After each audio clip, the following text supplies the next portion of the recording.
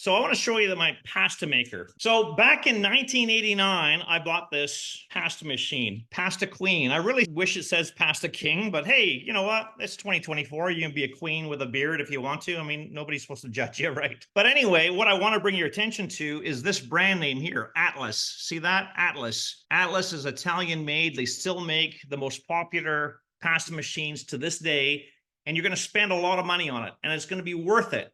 So here's what I want to tell you. Back in 1989, when I bought this at West Edmonton Mall at a kitchen store, I was married at the time, and I bought it. Look at the price here. The sticker's still on there, $59.98. And in 1989, that was a lot of money. And man, I got heck from my wife. She said, "Oh, you're spending all that money on a pasta machine. How often are you going to use it? What a waste of money that is." Well, you know what? Here we are, 35 years later.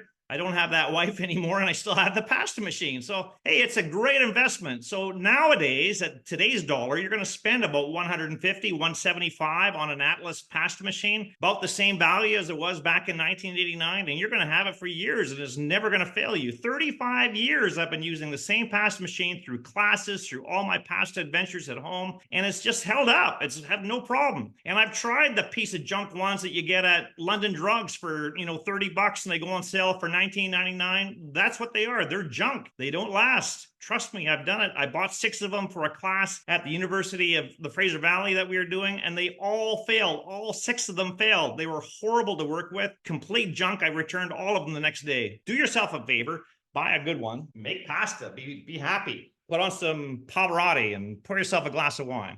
All right? Something like that. I don't know.